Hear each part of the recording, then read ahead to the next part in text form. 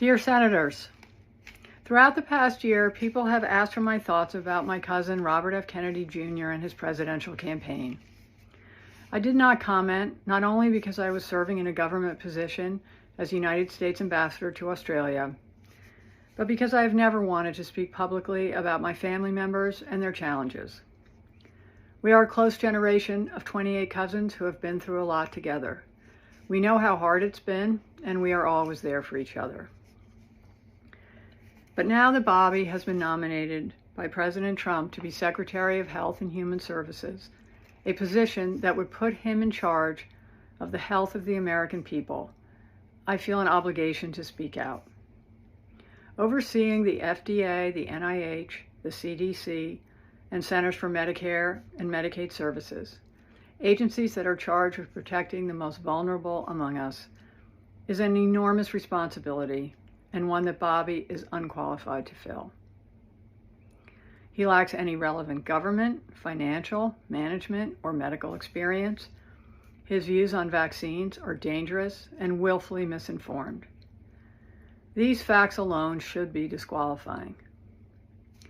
But he has personal qualities related to this job, which for me pose even greater concern. I've known Bobby my whole life. We grew up together. It's no surprise that he keeps birds of prey as pets, because Bobby himself is a predator. He's always been charismatic, able to attract others through the strength of his personality, his willingness to take risks and break the rules. I watch his younger brothers and cousins follow him down the path of drug addiction. His basement, his garage, his dorm room were always the center of the action, where drugs were available, and he enjoyed showing off how he put baby chickens and mice in a blender to feed to his hawks. It was often a perverse scene of despair and violence. That was a long time ago, and people can change.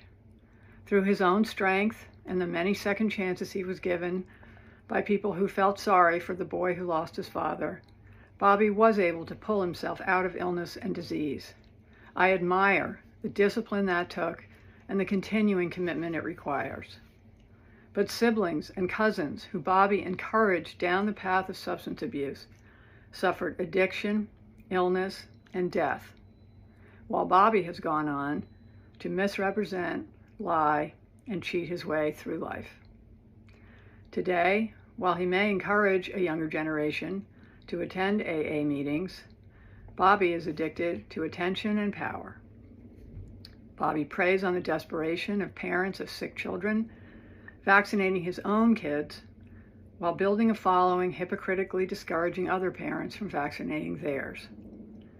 Even before he fills this job, his constant denigration of our healthcare system and the conspiratorial half-truths he's told about vaccines, including in connection with Samoa's deadly 2019 outbreak of measles, have cost lives. And now we know that Bobby's crusade against vaccination has benefited him in other ways too. His ethics report makes clear that he will keep his financial stake in a lawsuit against an HPV vaccine. In other words, Bobby is willing to profit and enrich himself by denying access to a vaccine that can prevent almost all forms of cervical cancer and has already been safely administered to millions of boys and girls. During my time in Australia, I worked on the Quad Cancer Initiative, and I learned that cervical cancer is among the top 3 forms of cancer among women in a majority of countries. Tragically, every year, more than 200,000 children lose their mothers. They are orphaned due to a lack of vaccines and screening. Those are the real-world consequences of Bobby's irresponsible beliefs. We are a close family, and none of that is easy to say. It also wasn't easy to remain silent last year when Bobby expropriated my father's image and distorted President Kennedy's legacy to advance his own failed presidential campaign, and then groveled to Donald Trump for a job. Bobby continues to grandstand off my father's assassination and that of his own father. It's incomprehensible to me that someone who is willing to exploit their own painful family tragedies for publicity would be put in charge of America's life and death situations. Unlike Bobby, I try not to speak for my father, but I am certain that he and my Uncle Bobby, who gave their lives in public service to our country, and my Uncle Teddy, who devoted his long Senate career to the cause of improving health care, would be disgusted. The American healthcare system, for all its flaws, is the envy of the world. Its doctors and nurses, researchers, scientists, and caregivers are the most dedicated people I know. Every day they give their lives to heal and save others. They deserve a knowledgeable leader who is committed to evidence and excellence.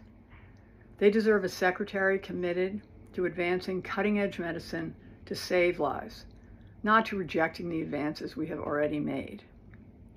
They deserve a stable, moral, and ethical person at the helm of this crucial agency. They deserve better than Bobby Kennedy, and so do the rest of us. I urge the Senate to reject his nomination. Sincerely, Carolyn Kennedy.